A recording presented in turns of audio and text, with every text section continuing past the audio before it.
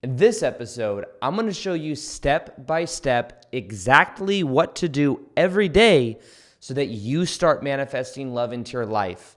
These are going to be ways of removing the blocks that are holding you back. These are a lot of times we're blocking ourselves and we don't even know it. It's an energy field thing. We're repelling love, or we can't even view opportunities that are already in our life because of our vibrational state and the way that we're showing up. In this episode, I'm going to show you exactly what I did that completely shifted my life, that allowed me to attract love. And I'm going to show you exactly what you can do so that you can do the same. Welcome back to another episode on the Aaron Dowdy podcast. Now, on this episode, we're going to be going deeper into understanding the step-by-step practical sides of what to do to attract love. Now, the funny thing is that when we talk about attracting love, everything on the outer reality is a reflection of the inner reality. So in order for us to be magnetic or to feel attractive, the key is to first off be in our own energy and to feel that way. We must feel attractive. We must feel magnetic. We must have that sense of self-love, because then that emanates off of us and then it attracts to us different things that are in vibrational resonance.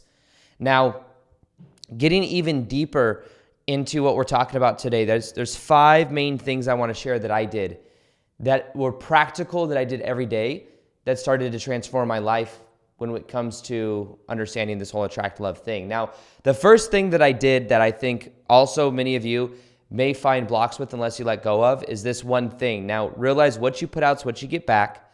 And I didn't realize this at the time, but one thing I was doing is I was judging other people. I was either judging the woman I was dating, or I'd have many reasons in the mind why things wouldn't work out.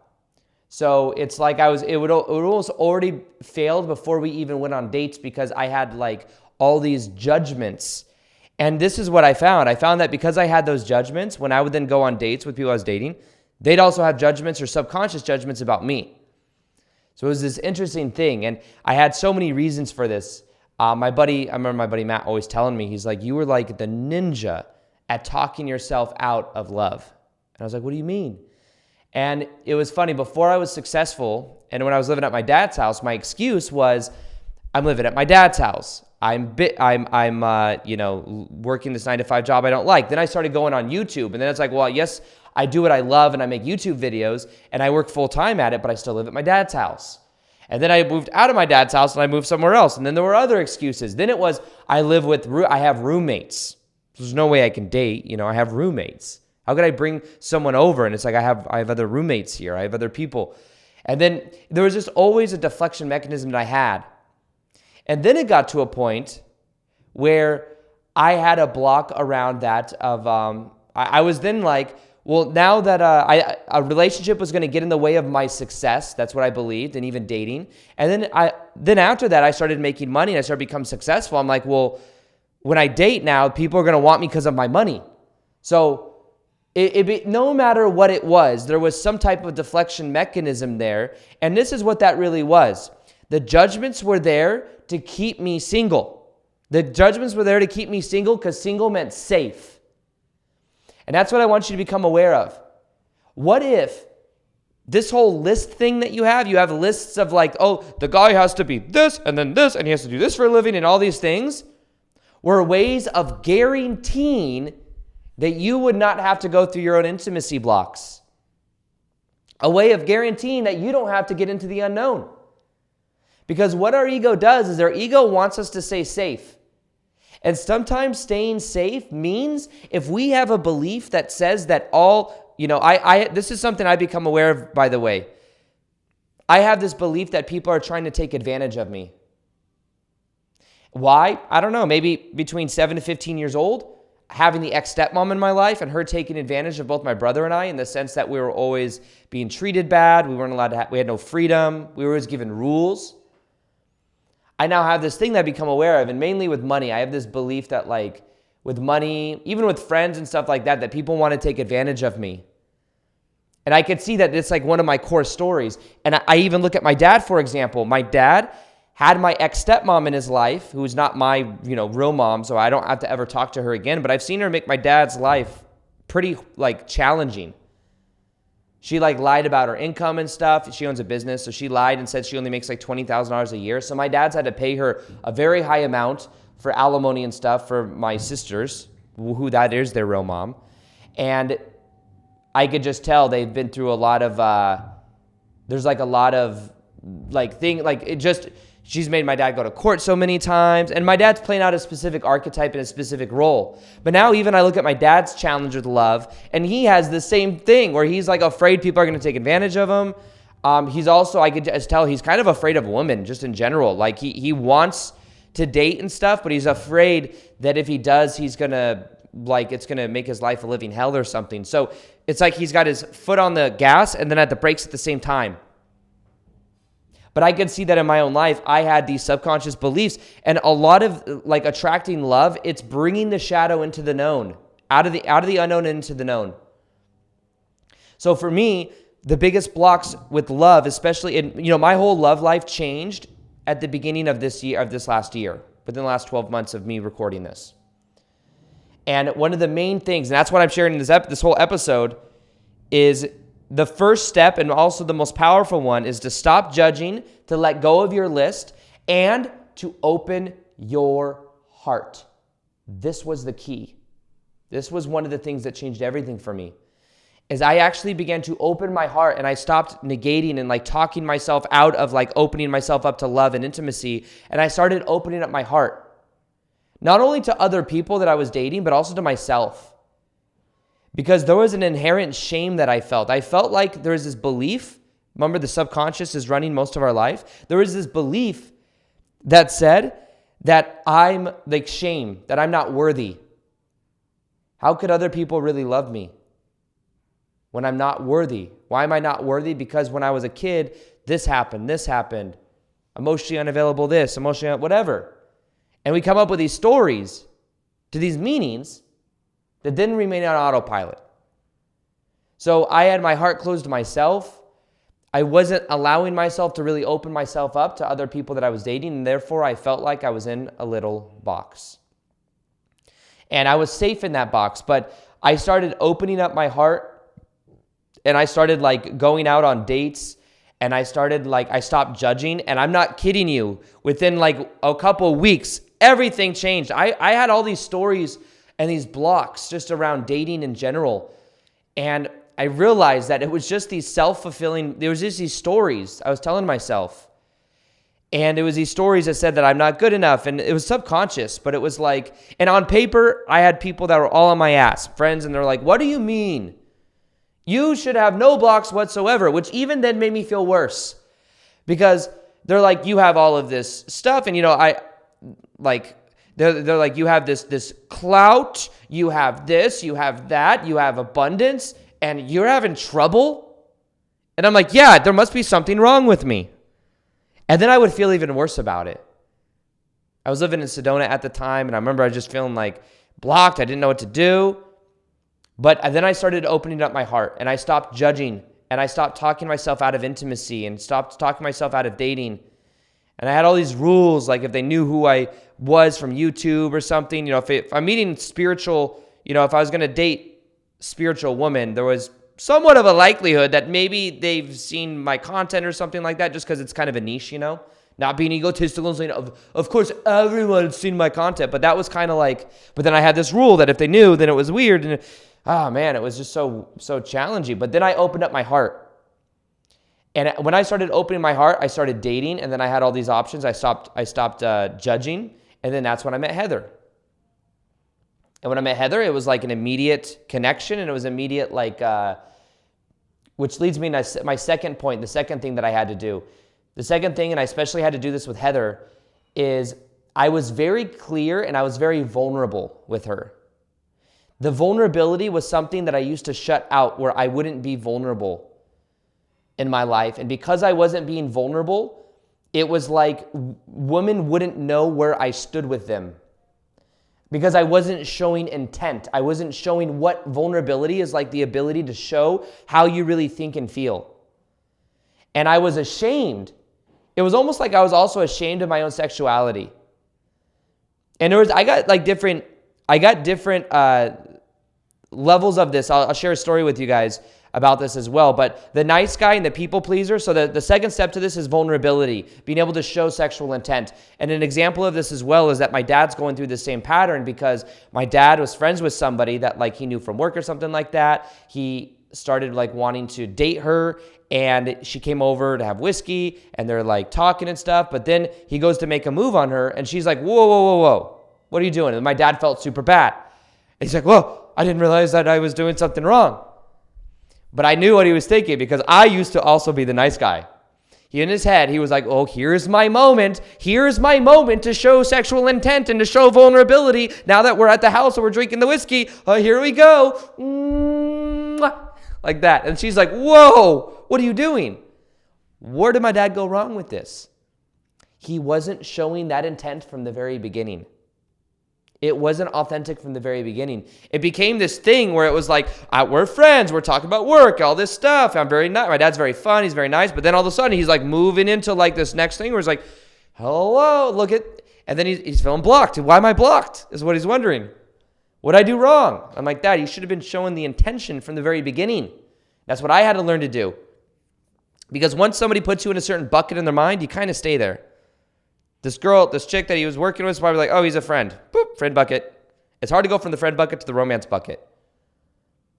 In the same way, like for a guy, maybe it's hard to go from like the sex bucket, if that's all the relationship is, into like the relationship, or like the relationship bucket or something, you know what I mean? So it's interesting.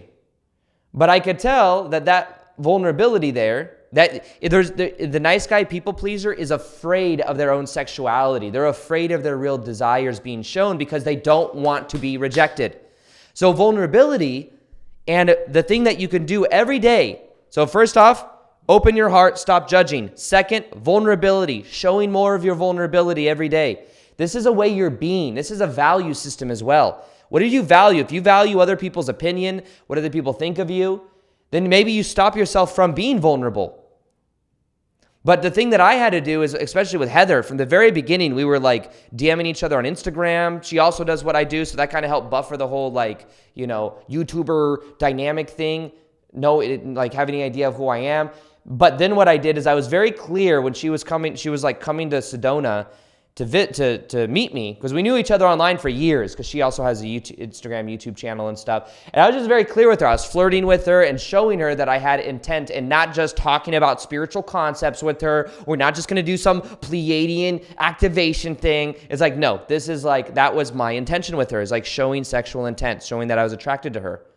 And then when she came to the house, I remember she came to my house. I first met her. It was like 11 at night because she was driving. She drove like 12 hours, like, I don't know. She drove like 8 hours from San Diego. She gets there, and immediately there was like this dynamic where her and I were like touching each other, and just like there was obvious sexual polarity there. And there was flirtation there, and then like going back and forth. But it was like, it's very obvious from the very beginning. There was no question, no doubt in the mind that like, oh, is this guy just want to be my friend?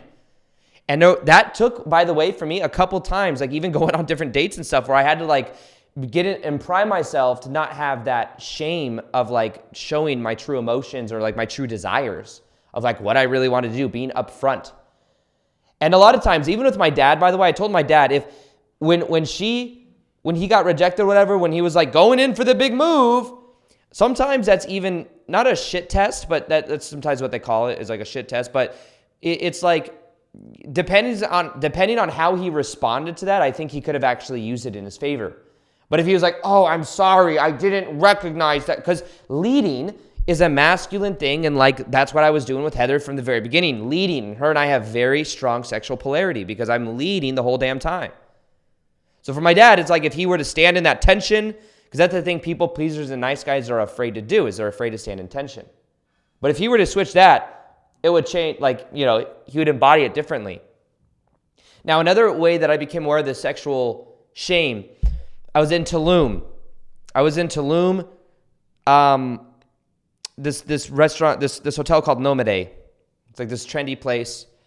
And this is like when I lived there in 2019 or something like that, or 2018. End of 2018. or 2019. Anyways, I was in Tulum, and I was going to the bathroom, and the bathrooms were co-ed, and they were like these, there were these bathrooms with like a sink, and then there were like 6 stalls, and it was co-ed men's and women.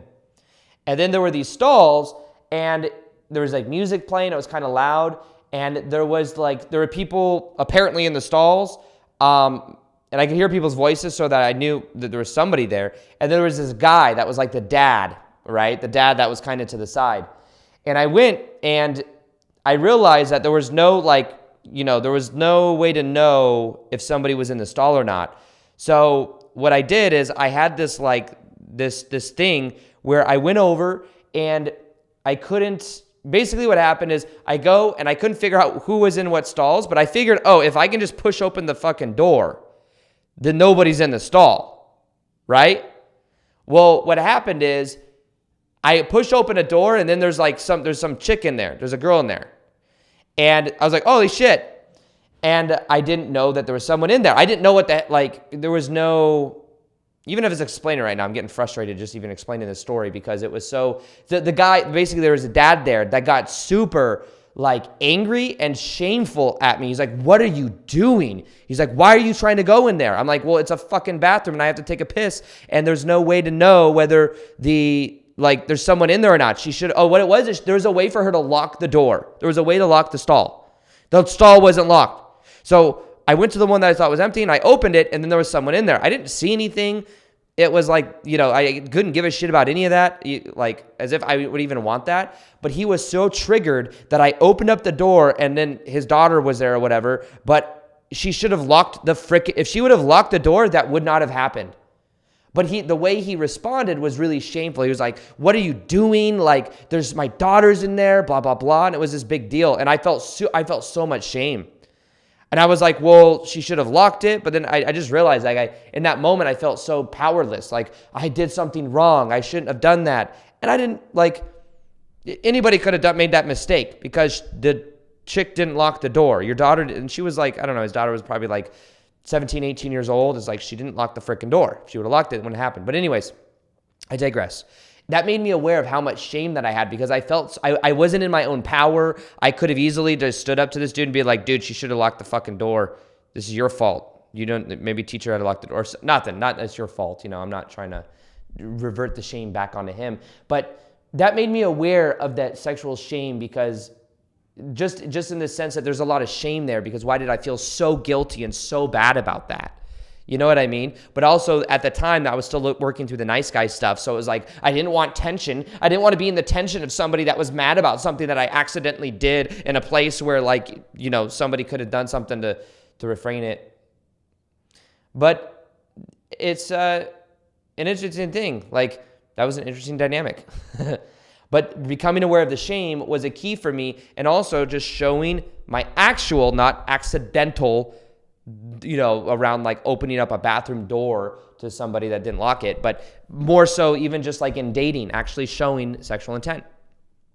So that's another aspect of something.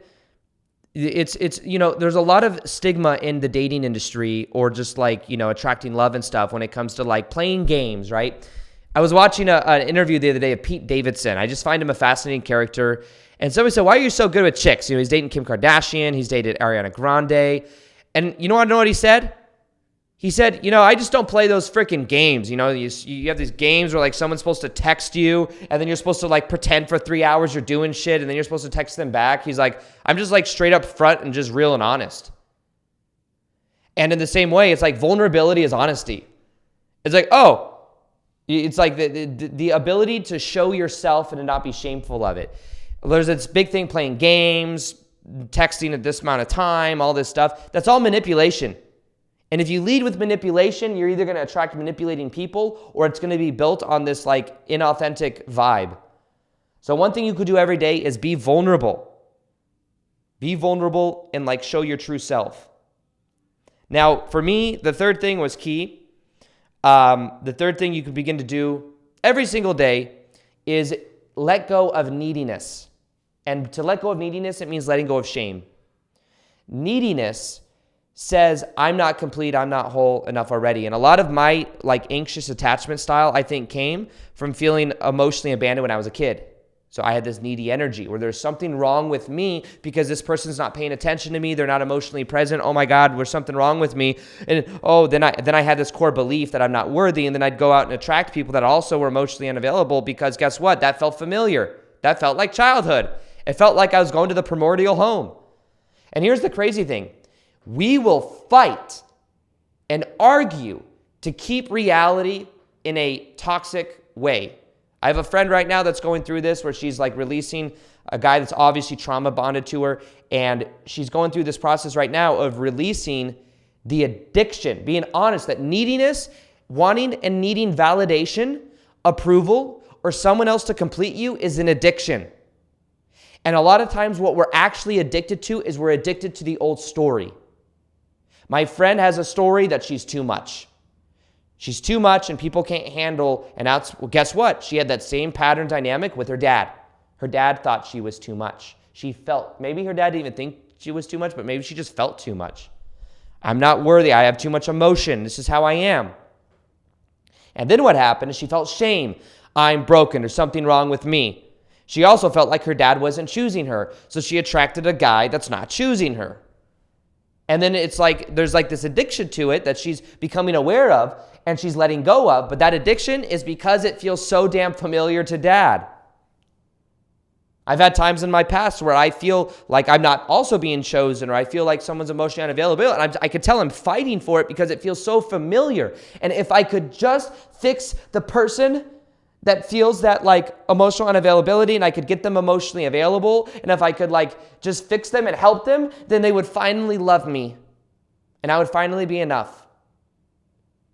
Just like my friend, I can tell she thinks if he would just choose me instead of choosing all these other chicks that he's like dating on the side or whatever, then I would finally be enough.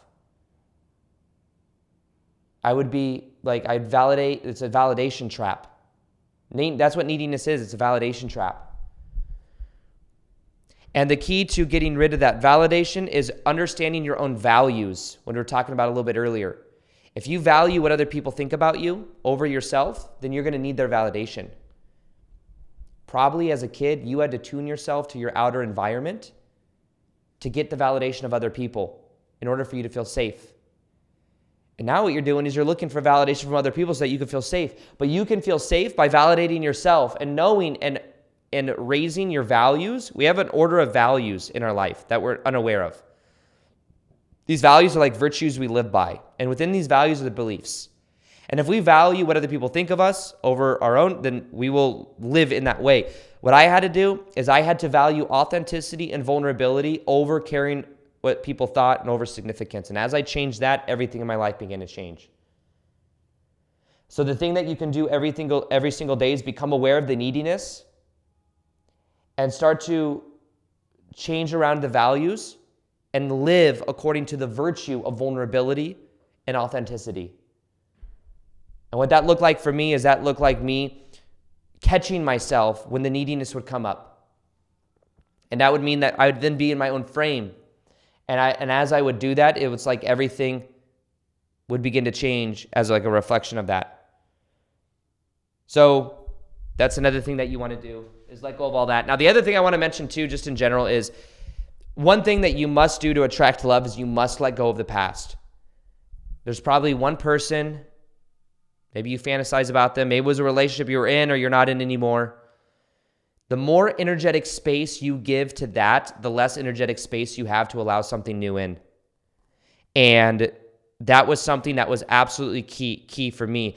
In the beginning of this year, I had to completely let go of my ex in order for me to then move on. And I had to make a conscious choice to do that. And it was one of the most challenging choices I've ever made, because it was like I had to really get to the core of my core wound. And I realized that core wound stemmed actually back to childhood. And I had to, the releasing the shame bit was realizing that my parents' emotional unavailability growing up was their stuff, not mine. I didn't have to internalize it anymore. Even my ex-girlfriend's stuff was like her stuff, not mine. And we're all working through our stuff at different levels. There's not right or wrong, but I had to realize that the energy that I was playing with, I could stop internalizing it, thinking it wasn't like I'm not worthy. Even my friend that's going through this trauma bond breakup thing, I can tell that she's realizing that, oh, the fact that he's not choosing her does not mean that she's broken. That's his stuff. He's looking for validation from other chicks or whatever. That's his stuff, not hers. It doesn't mean she's not worthy. It's to stop internalizing that, but also to let go of the past. And the next thing that will completely change your life and help you to attract more love into your life has to do with frame of being in your body and leading in your own life. If you're not doing what you're passionate about, you'll probably find somebody else that is also not doing what they're passionate about. Anytime I had a girlfriend when I was working a 9-to-5 job I hated, the girlfriend, you best betcha, was working a 9-to-5 job she hated. And then as I started going full-time on YouTube, guess what? I started dating, the woman I dated after that was somebody that was doing what they love. And even now, my girlfriend, Heather, she does what she loves. She makes videos, she makes music, she does what she loves, and I do what I love. And it is a perfect balance because it's always a reflection. So the thing that I would recommend you do is you start to get in your own frame, and you start, one of the most attractive things you could do is to be in your own frame. And to be in your own frame means you're going after what you're passionate about. You have a vision for yourself. Whether you're a masculine or feminine energy, having a vision for your life, having a vision for yourself, going after your passion, stepping into the unknown is attractive. And the more you do that, the more you're going to then find that synchronicity in your life begins to unfold in a very magical way. I've seen many people who, I have a buddy of mine who, I think I shared this in a prior episode, but he loves playing hockey. He started dating somebody that he's now married to, but in the beginning, he was struggling with sexual polarity. And the reason was he had all these things he loved doing when he was single. He loved going out and hang out with friends. And then he had this pattern where then sometimes he would, make her the centerfold of his life. Like she is the North Star, and he stopped playing hockey. He stopped doing what he's actually passionate about. And then he was having polarity issues. And then when I was talking to him, I was like, dude, go do what the hell you're passionate about. You are more attractive to your girlfriend when you play hockey. I guarantee it, because he loves hockey. It's not just because, he's carrying the archetype of a hockey player. No, he loves hockey. He's doing what he loves. He's leading, inviting her to his hockey games or whatever. Another thing I was recommending he do is lead and it was funny though. One time he tried doing this because he already had a frame with this girl. He's obviously married to her now. But you already had a frame that she, I think, would choose where they ate and stuff like that. I was like, dude, text her, lead and tell her where you're taking her out to. Say, hey, we're going to sushi. We're doing this. We're doing that. And he told her and he said, okay, babe. It was a big thing for him probably. He's like, we're going to sushi. Put on the sexy dress or something like that. I'm going to be at your house at 7 to pick you up. And he tried that. And then she goes, actually, I think I'm not really in the mood for sushi. Can we try this place? And she diverted the leading. He tried though. But that's why it's so important that you start it from the beginning. I'm lucky because with my girlfriend, I get to lead, and she just is able to be it's just the dynamic is much cleaner because I started that from the very beginning. Let's go do this. I remember even showing her my house and holding her hand and pulling her and going to other parts of my house, showing her in the living room. And I remember just leading. It's just how you do one thing is how you do everything. But being in your own frame is key. If you only are trying to find meaning in your partner, you will find that what happens from that is you put them at a pedestal, you end up being needy, you end up making them more important to where they feel that repelling energy. So you want to also have other shit going on in your life. That's another very important part of this process. Now, the last thing I want you to become aware of is, it's a book I'm reading right now. It's called The Gain, Not the Gap, or something like that. But you want to be in the gain, not the gap. This is very important because what this means, the gap is where you are to where you want to be. If you're single, you want the relationship. And because you want it, you feel like you lack it. Now, one thing you want to do is you want to feel more so and focus on the gratitude that you have in the present moment. Focus on what's already going well in your life.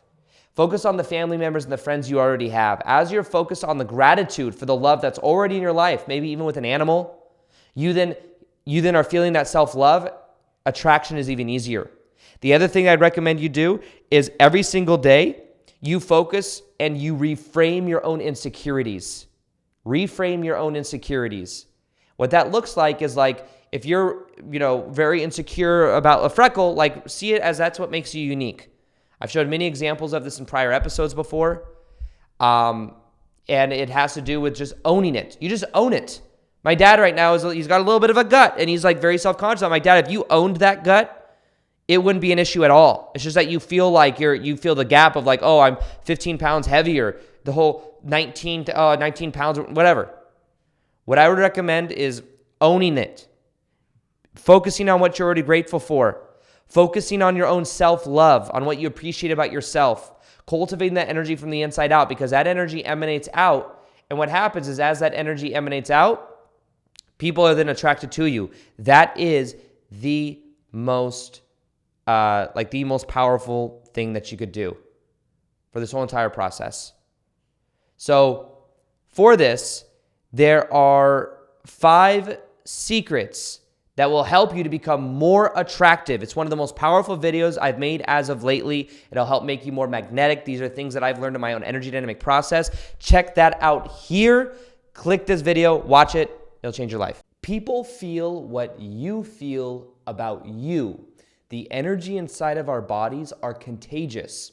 And based on how we feel about ourselves, that energy is being emanated out, and other people are responding to us based on that